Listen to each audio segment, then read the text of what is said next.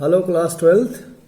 I am here with the second part of the chapter Law Spring. But here I would like to tell you all that before you start watching this video, you should go through the text of this part, and wherever you find words difficult or some phrases or sentences difficult, you should underline them, and then you should start watching this video so that you could get the answers to those words, difficult words, phrases or sentences which you haven't understood during your studying. Okay, so I'm going to begin with second part, Law Spring. I want to drive a car is the title given to this part by Anish Jung. Now, this part is about another boy named Mukesh. Let's begin. Mukesh insists on being his own master. I will be a motor mechanic, he announces. So, these words have been spoken by the boy named Mukesh to the narrator.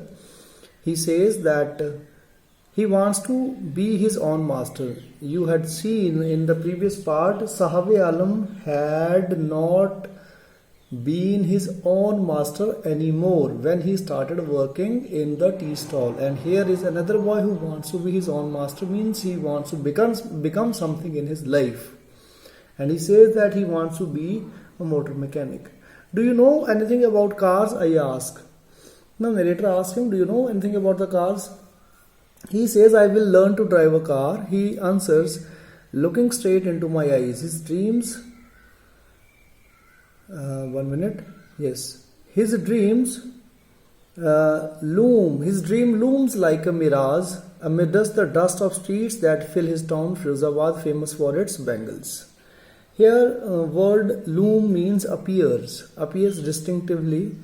His dream appears like a mirage. Mirage is an illusion. His dreams like an illusion, and it is same as the streets of Firozabad, which is famous for bangle making, are full of dust. As the streets are full of dust, so his dreams are full of illusions. Here the narrator wants to say.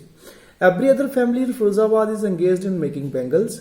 It is the center of India's glass blowing industry, where families have spent generations working around furnaces, welding glass, making bangles for all the women in the land, it seems. Furnace, dear students, is an industrial heating device. It is used to heat the glass.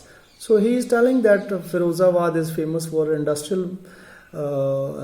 bangle making industry, and there so many families are engaged in this work. They work around the furnaces, they weld glass, they make bangles for all the women in the land, it seems. Mukesh's family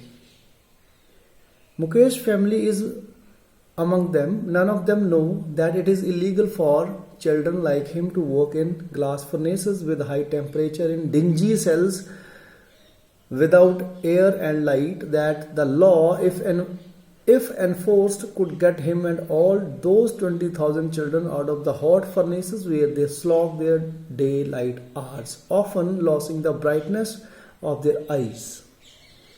So here, certain words you will find difficult. Dingy cells. Dingy is drab, shabby, dirty. Cells mean rooms, dirty rooms.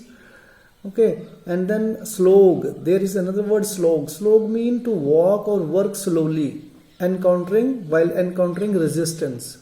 Okay, due to some resistance, to walk or work very slowly. So here it is told that Mukesh's family is one among those families who are engaged in making bangles in Firozabad, and nobody in Firozabad knows that it is illegal for children like Mukesh to work in the glass furnaces. Children below 14 years of age are not allowed to work anywhere, and they are working in the dingy cells with high temperature. Okay, in the glass furnaces with high temperature, in dingy cells they have to work, and these rooms are without air and light.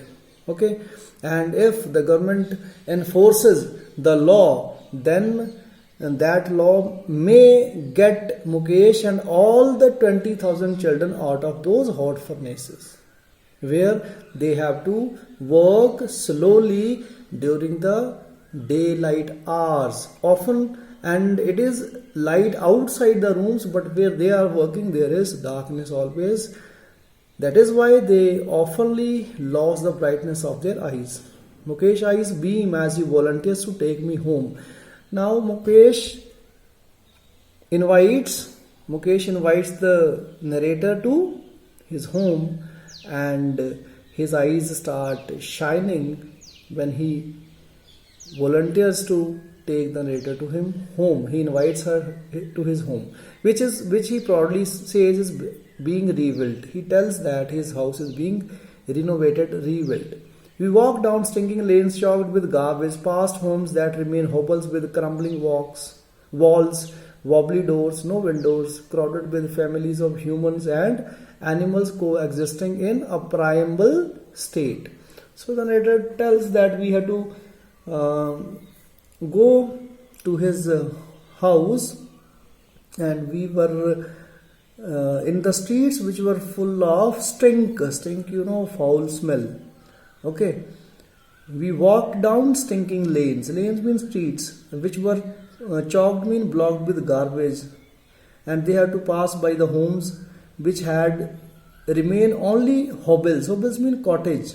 Okay, cottage huts, and their walls seem to be crumbling. Crumbling means falling apart or broken. And their doors were wobbly, mean unsteady doors. There were no windows in the homes, in these huts, and these huts were crowded with many families of humans and animals coexisting. And in those huts, humans and animals stayed together, means coexisted, same as used to be in ancient way of living, primal state. Okay, when animals and humans used to stay in the same place together. He stops at the door of one such house, bangs a wobbly iron door with his foot and pushes it open. Okay, so Mukesh stops at the door of one such house and he hits that wobbly iron door hardly with his foot and opens it.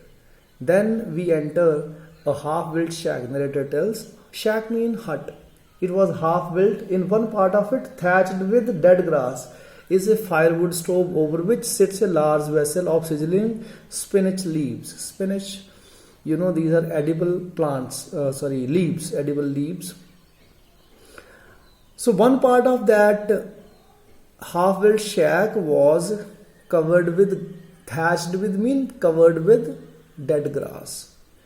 Okay, and in one part there was firewood stove, there they used to cook food. Firewood stove it was there, and on that firewood stove was sitting a large vessel, large pot, carrying sizzling very hot spinach leaves, and on the ground a large aluminium platters are more chopped vegetable, and in the platters mean a large plate, chopped, cut into pieces, vegetables were kept on the plate, aluminium plate on the ground, and there a frail young woman, a very weak, physically weak young woman is cooking the evening meal for the whole family.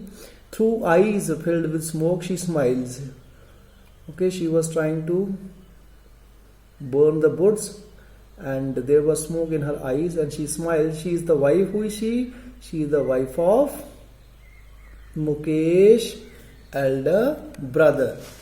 Not much elder in years. She was yet younger. She was not very elder. She was not very much older in years. She has begun to command respect as the Bahu. She was the eldest Bahu of the family, the daughter-in-law of the house, already in charge of 3 men, and she was looking after 3 men in house, her husband Mukesh and their father.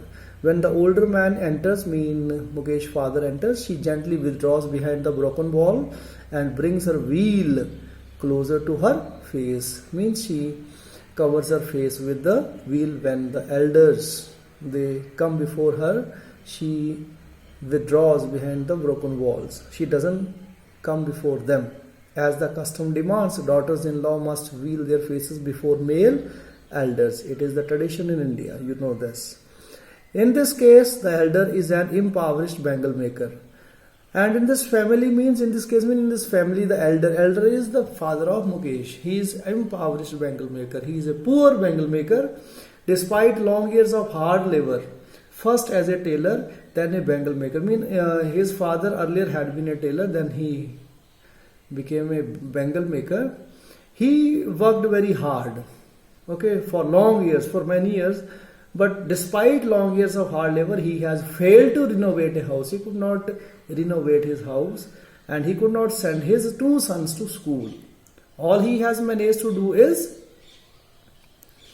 to teach them what he knows. He has taught his children, his sons, what he himself knows, and that is the art of making bangles. It is his karma. Karma, you know, it is his karma, his destiny, says Mukesh's grandmother, who has watched her own husband go blind with the dust from polishing the glass of bangles. It is the karma of her son that he has to work in the bangle making industry, and she had seen her own husband going blind due to the dust from the polishing the glass of bangles. And then she says, can a God-given lineage ever be broken? Lineage, you know, it's a hereditary derivation. Descent means a long line of families. God-given lineage ever be broken, she implies. Means this will never end. This will never end. Earlier families were engaged in bangle making, and the families in future will also be engaged in the same work. This lineage will never be broken. Born in the caste of bangle makers, they have seen nothing but bangles. They have seen only bangles. Where? In the house, in the yard, in the other house, every other yard, every street in Firozabad, everywhere there are bangles and bangles. Spirals of bangles. Sunny gold, paddy green, royal blue, pink, purple, every color born out of the 7 colors of rainbow lie in mounds in unkempt yards. Mounds mean heaps. Means these bangles, they can be seen in heaps in the unkempt yards. Unkempt means disorderly, messy, rough yards. Okay, yards, they can be seen of different colors, all the colors born out of 7 colors of rainbow. They lie in the unkempt yards, and they are piled on 4-wheeled hand carts pushed by young men along the narrow lanes of the shanty town. So they are also kept inside the 4-wheeled hand carts, which are pushed by young men along the narrow streets of shanty town. Shanty is a roughly built town. And in dark hutments next to lines of flames of flickering oil lamps. And inside the dark hutments, 1 minute. Yes, here we are. And in the dark hutments next to lines of flames of flickering of lamps. You know, flicker means going off and on. Oil lamp goes on and off. Inside the dark huts, in the dingy cells, these people, they work in the flickering of oil lamps. They sit. Who sit? Boys and girls with their fathers and mothers. They welding pieces of colored glass into circles of bangles. Their eyes are more adjusted to dark than to light outside. They are in the habit of working in the dark. That is why their eyes are adjusted to the dark than light outside. That is why they often end up losing their eyesight before they become adults. Now about a young girl named Savita. Savita, a young girl in a drab pink dress. There is a girl who is sitting with them. She is wearing a dull colored pink dress. She sits alongside an elderly woman soldering pieces of glass. Solder means joining together. As her hands move mechanically like the tongs of a machine. Tongs means an instrument or tool used for picking things up without touching them with fingers or hands. You know, you might have seen that plucker, okay, which is having 2 parts, 2 hands, some such thing. Okay, tongs. Her hands work like tongs, means like machine, tongs of a machine. I wonder if she knows the sanctity. Narrator says, I was surprised whether this girl knows the sanctity, means the holiness of the bangles she helps make. It symbolizes an Indian woman's suhag. Here, the meaning and the sanctity of the bangles has been told by the narrator. Bangles symbolize an Indian woman's suhag, auspiciousness in marriage. Okay, auspiciousness means good omen. Indian woman suhag, auspiciousness in marriage. It will dawn on her suddenly one day. Means suddenly she will come to know. Dawn on means she will feel, she will come to know suddenly one day when her head is draped with red veil, when her head will be covered with red veil, her hands dyed red with henna mehendi, and red bangles rolled onto her wrist. She will only that day understand the auspiciousness of bangles, but right at the moment when she is a young child, she does not know the sanctity of the bangles. She will then become a bride like the old woman beside her who became one many years ago. The old woman who is sitting beside her, she had also become a bride many years ago. She still has bangles on her wrist, but no light in her eyes. She is so old and she has lost the light in her eyes due to the polish in the bangle industry, bangle making industry. एक वक्त से भर खाना भी नहीं खाया. It means एक वक्त से पेट भर खाना भी नहीं खाया. She says in voice drained of joy, deprived of joy, no joy in her voice, and she wants to say that she has not enjoyed even one full meal in her entire lifetime. That is what she has reaped. This is what she has reaped throughout her life. Her husband, an old man with a flowing beard, he was having beard, her husband says, I know nothing except bangles. All I have done is make a house for family to live in and nothing else. Hearing him, one wonders if he has achieved what many have failed in their lifetime, means he has at least made a house for the family to live, but others, they are not having even the house to live in. Hearing him, one wonders if he has achieved what many have failed in their lifetime. He has a roof over his head, and that is what he has achieved through his life. The cry of not having money to do anything except carry on the business of making bangles, not even enough to eat, rings in every home. The cry rings in every home. Of which cry? Of not having money to do anything except carry on business of making bangles, and not even enough to eat, rings in every home. So this cry can be heard in every home. All the people, whether young or old, they are having the same cry, that they are not having money to do any other business except making bangles. They don't get enough to eat. Such cry can be heard in every home. The young men echo the lament of their elders, and the young men also echo, they are also having the same cries like their elders. Little has moved with time, it seems, in Firozabad. Nothing has changed in Firozabad with time. Years of mind-numbing toil have killed all initiative and ability to dream. Years of mind-numbing. Numb means physically unable to feel. Okay, they are unable to feel.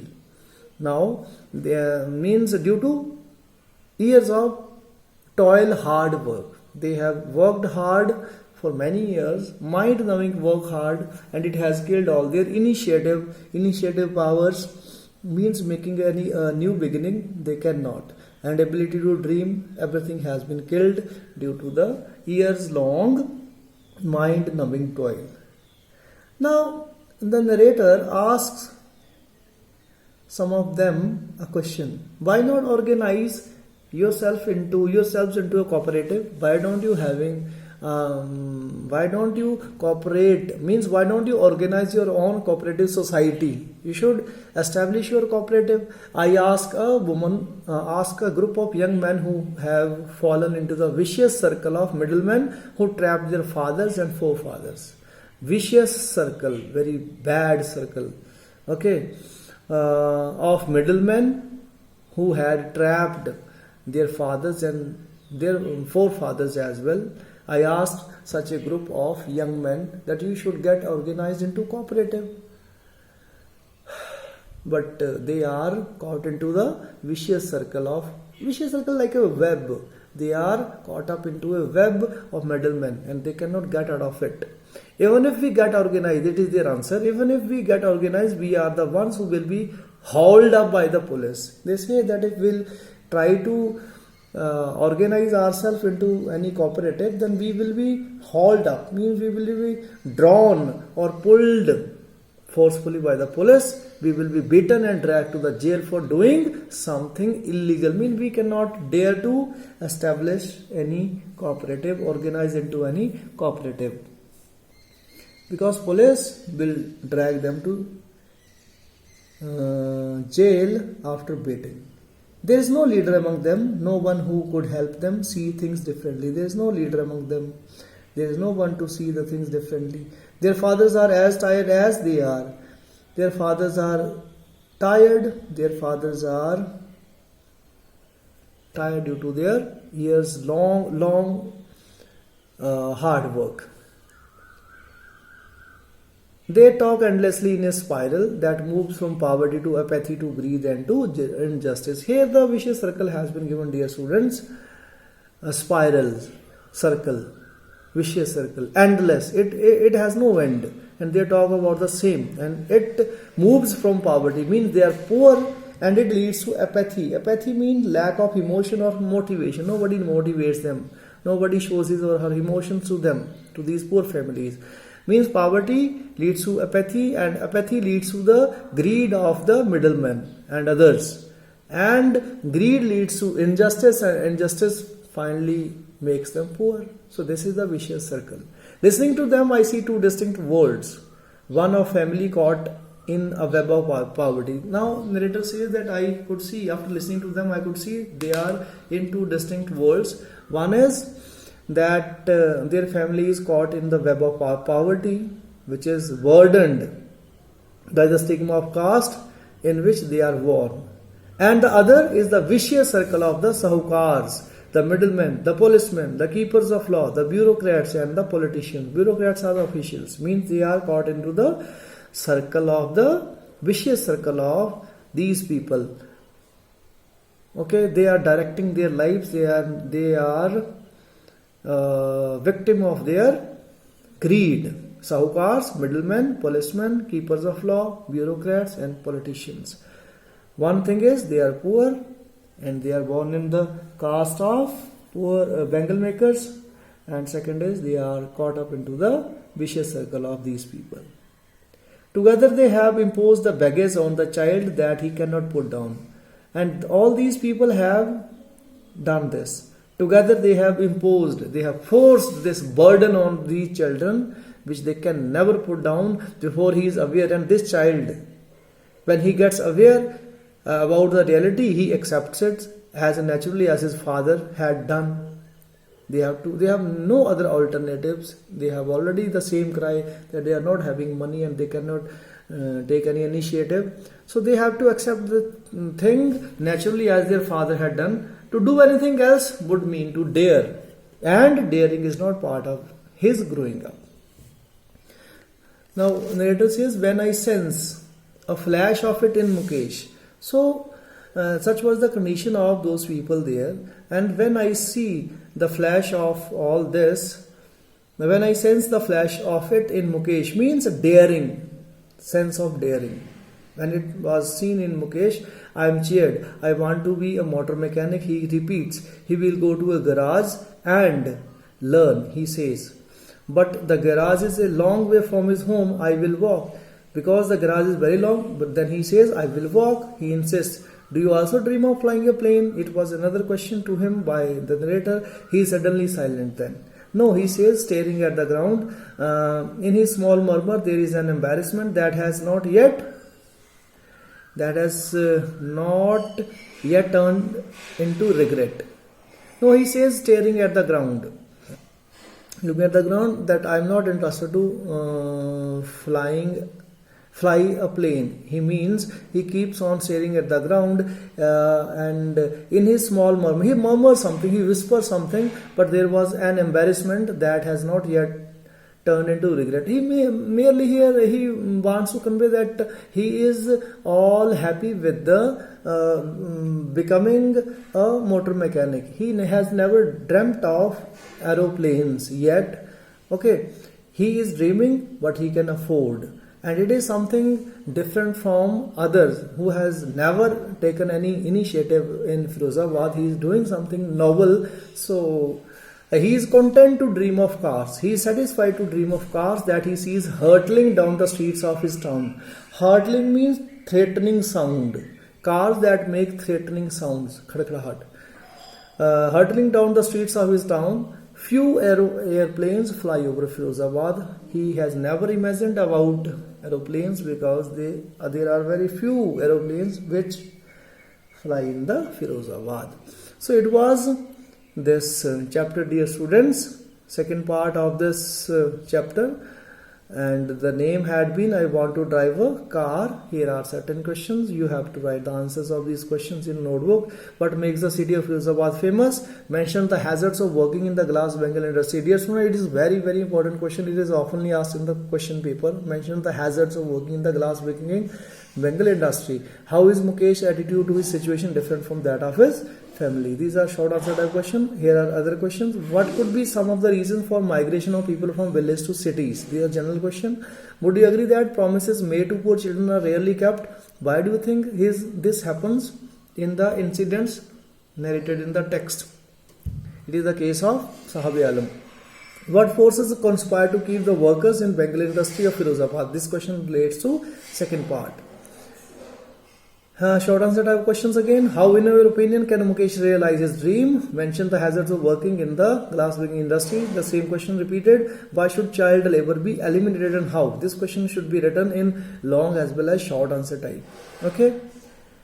So, dear students, you have to do these questions as well as you can also write some additional questions. Okay, from this chapter. And here are certain poetic devices given. Okay, figures of speech, you should understand them also. Hyperbole.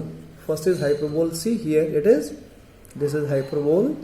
Hyperbole is a way of speaking or writing that makes something sound better or more exciting. Okay, speaking in such way or writing in such way that to prove the thing better or more exciting than it really is. For example, garbage. Garbage is nothing but garbage to them is gold. Garbage has been made gold here. So here in this line, the figure of speech will be hyperbole.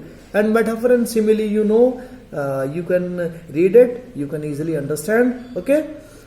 In this way, carefully read the following phrases and sentences taken from the text. Can you identify literary device? You have to do this at your own. And here your question. This lesson is all over. One more thing is to be done, dear students. It is about this. Write a paragraph of about 200 to 250 words on any one of them. That is about the child labor. You should write a paragraph on the child labor and the ways to suggest the ways to eliminate child labor practices. Okay. And here are the themes.